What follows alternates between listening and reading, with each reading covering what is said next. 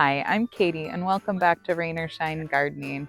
Today I'm here in Woodburn, Oregon at the Wooden Shoe Tulip Farm, enjoying some of their beautiful summer flowers.